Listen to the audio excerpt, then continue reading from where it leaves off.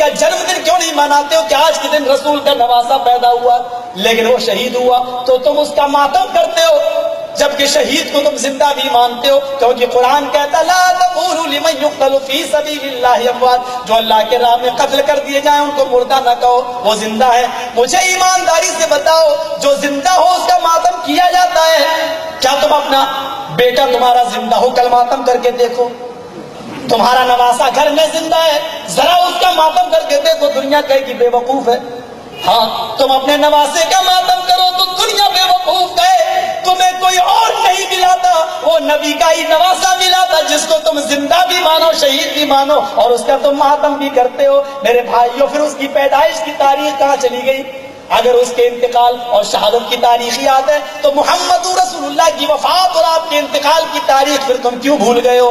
یہ کتنی بڑی جہالت ہے کہ ہم نبی کی تو پیدائش کا دن منائے اور اس کے نوازے کی شہادت اور موت کا دن یعنی انتقال یا شہادت کا دن منائے۔ میرے پیارے ساتھیوں، تم جس کا چاہو جنم دن مناؤ اور جس کا چاہو تم مرد دن مناؤ، میرے بھائیوں شریعت نام کی کوئی چیز ہی باقی نہیں رہی ہے۔ ذرا ایمانداری سے میرے بھائیوں ذرا بتاؤ، آج تم پیر کے دن میلاد النبی کرتے ہو، اپنے گھر میں میلاد کرتے ہو، میں تم سے پوچھنا چاہتا ہوں میلاد کرتے وقت تم کھڑے کیوں ہو جاتے ہو؟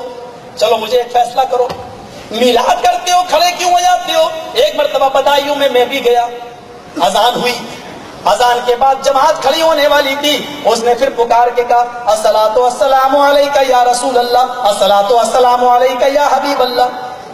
میں سمجھ گیا یہ مسجد کے لوگوں کی ہے، میں نے کہا بھاگنا تو اچھا نہیں ہے، چھوڑنا تو اچھا نہیں ہے، میں نے ان کے ساتھ نماز پڑھ لی۔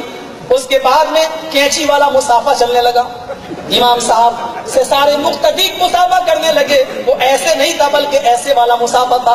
ہم نے کہا ابھی تک تو جھگڑا ایک ہاتھ اور دو ہاتھ کے مسافے کا تھا، اب یہ تیسرا اختلاف ہوا کینچی والا مسافہ میں نے بھی کر لیا، چلو سب سے مل رہے ہیں تو میں نے بھی کر لیا۔ میں نے ایک ہاتھ ملایا، کہنے لگے بیٹا ایک نہیں دو ہاتھ ملائے جاتے ہیں۔ میں نے کہا مسجد تمہاری ہے؟ ہاں میں تو اٹیچی لے کے چلا آیا کہ لوگوں کو آنے میں دیر ہو گئی ہے جن کو ہمیں لے جانا ہے۔ میں نے کہا مولانا ساری بات تو میری سمجھ میں آ گئی لیکن یہ سلام جو آپ نے پڑھا ہے یہ میری سمجھ میں نہیں آیا، اللہ کے نبی کے زمانے میں تو یہ نہیں ہوتا تھا۔ کہا نبی کے زمانے میں نبی زندہ تھے تو سلام کی ضرورت ہی نہیں تھی، نبی جب اس دنیا سے چلے گئے تو ہم سلام پڑھتے ہیں۔